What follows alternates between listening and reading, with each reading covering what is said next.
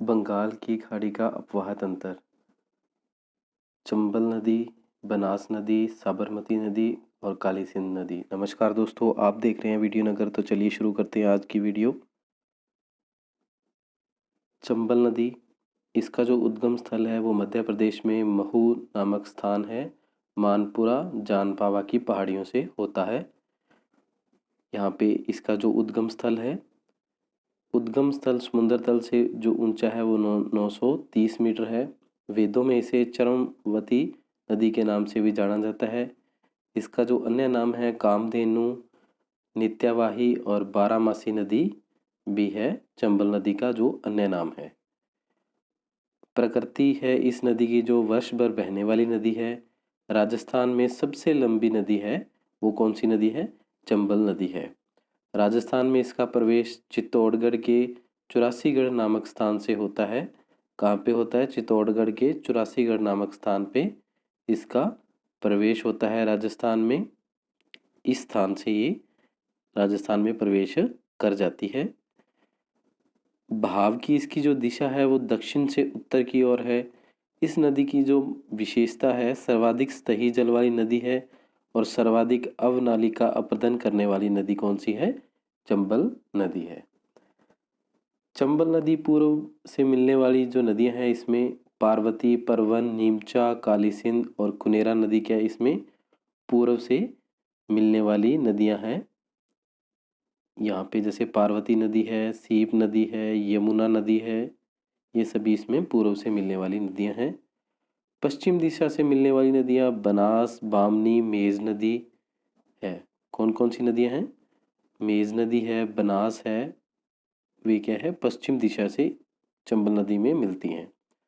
राजस्थान में जो इसके बहाव के जिले हैं, 6 जिले हैं: करौली, धौलपुर, चित्तौड़गढ़, कोटा, बूंदी और सवाई माधोपुर जिला।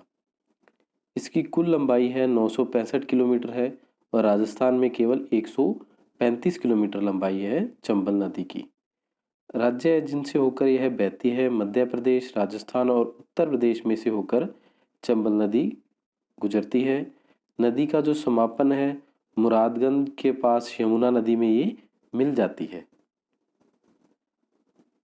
चंबल नदी पर दक्षिण से उत्तर की ओर आते समय बांधों का जो सही क्रम है, गांधी सागर बांध है सबसे पहले मध्य प्रदेश में, पन बिजली के लिए यह विख्यात है। राणा प्रताप सागर चित्तौड़गढ़ में है, यह बांध भी क्या है? पन बिजली के लिए विख्यात है। जवाहर सागर कोटा में स्थित है, यह बांध पिकअप बांध है। कोटा बैराज बांध कोटा में है, केवल सिंचाई के लिए विख्यात है।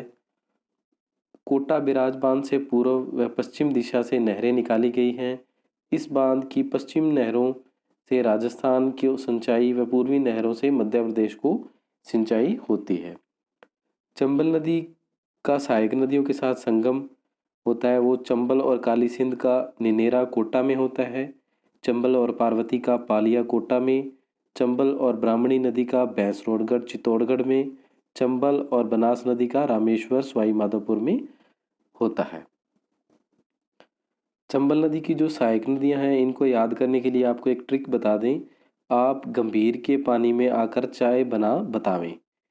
अगर आप इस लाइन को याद रखेंगे तो आपको क्या है, जो चंबल नदी की सहायक नदियां याद हो जाएंगी। आप गंभीर के पानी में आकर चाय बना बतावें। तो चलिए बात करते हैं। आहू नदी इसमें मिलती है सुसनेर मध्य प्रदेश में, यह काली सिंध की सहायक नदी है। परवन नदी विंध्याचल की पहाड़ियों से निकलती है। मध्य प्रदेश 12 शेरगढ़ अभयारण्य इसी पर स्थित है। जो मध्य प्रदेश का 12 शेरगढ़ अभयारण्य है वो इसी पर स्थित है। गंभीर नदी जावदा पहाड़ मध्य प्रदेश से, कुनेरा नदी गुना मध्य प्रदेश से, पार्वती नदी सेहरा विंध्याचल की पहाड़ी मध्य प्रदेश से, पालिया सवाई माधोपुर में मिलती है। निमाज राजगढ़ विंध्याचल की पहाड़ी मध्य प्रदेश से, मेज मांडलगढ़ भीलवाड़ा से, कोटा बूंदी की सीमा पर। आलनिया नदी है जो मुकंदरा की पहाड़ियाँ कोटा से, नेहड़ा कोटा से। काली सिंध देवदास मध्य प्रदेश में। चाकण बूंदी से, चाकण बांध इसी नदी पर स्थित है। बनास खामनोर पहाड़ी राजसमंद में, ब्राह्मणी हरिपुरा चित्तौड़गढ़ से। गंभीरी नदी यह चंबल की सहायक नदी नहीं है, चंबल की सहायक नदी केवल गंभीर नदी है। थोड़ा नाम में आप ध्यान रखें कि जो गंभीरी नदी है वो सहायक नदी नहीं है, परंतु जो गंभीर नदी है वो क्या है, चंबल नदी की सहायक नदी है। गंभीरी नदी का उद्गम सपोटरा तहसील करौली से होता है। इसकी 5 सहायक नदियां हैं जिन पर मिट्टी का पचाना बांध बना हुआ है। पचाना बांध राजस्थान का मिट्टी का निर्मित सबसे बड़ा बांध है। सहायक नदियां इसकी एटा, माची, बेंसवाट, बरखंड और भद्रवती गंभीरी नदी की सहायक नदियां हैं। चलिए आगे बात करते हैं बनास नदी के बारे में। जो इसका उद्गम है खामनोर की पहाड़ी राजसमंद से होता है। खामनोर क्या चेती गुलाब के उत्पादन के लिए प्रसिद्ध है। जो इसकी संज्ञा है वन आशा, वन की आशा और वृष्टि के नाम से भी इसे जानते हैं या तुलना करते हैं। इस नदी की जो प्रकृति है राजस्थान की क्या है, सबसे लंबी नदी है। राजस्थान में सर्वाधिक जल ग्रहण करने वाली नदी भी कौन सी है, बनास नदी है।